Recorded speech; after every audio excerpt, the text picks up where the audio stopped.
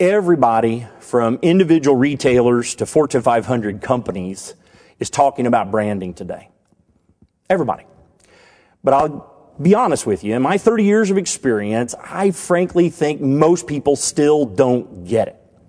And let me just tell you what I mean. A brand isn't a logo.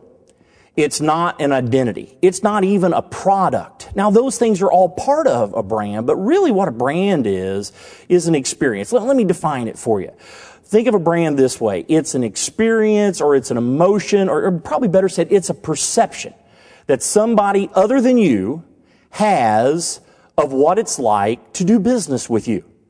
It's that emotion that you're trying to create. That's really what a good brand is and does. Recently, my wife and I were at a social dinner at a charity event, and we got to talking to the couple that was seated at our table. And we asked each other, what do we do? And some of the clients, and I mentioned that I've had the great pleasure in my career of working with Deere and Company. And you would have thought I had just said nirvana to this guy, because he immediately pipes up and says, we just moved into this new house, and the first thing I did, I went out and bought me a John Deere lawn tractor. This guy had just paid $12,000 for a lawnmower. But his whole reason is that, you know what he really wanted? He told me, and he was so proud of this, I got me a John Deere hat.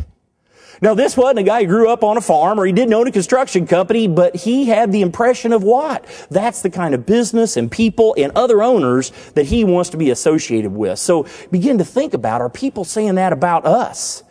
Now, here's the other side of it, though. Are they saying that about me? I think one of the great mistakes that organizations make is that they really don't give enough thought to what really creates your brand is the experience that people have with your people.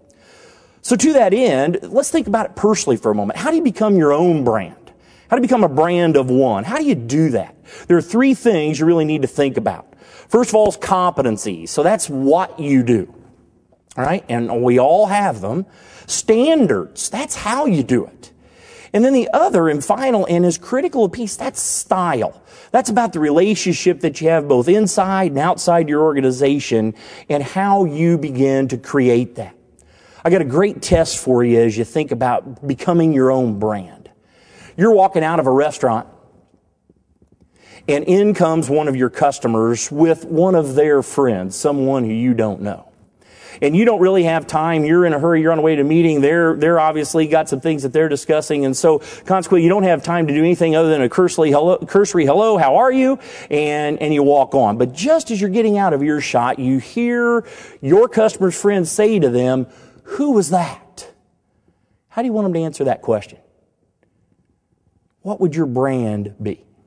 So you think about that question. So let's just play this out. Let's say you're Bob and you're an insurance agent. You're in the insurance business. So wouldn't it be great if your customer said, when his friend asked him, so who was that? If it went something like this. Well, that was Bob.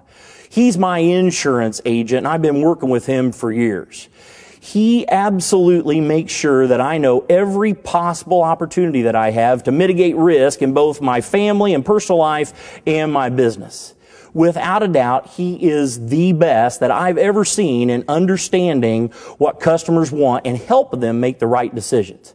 I can't even think about having another insurance agent besides Bob.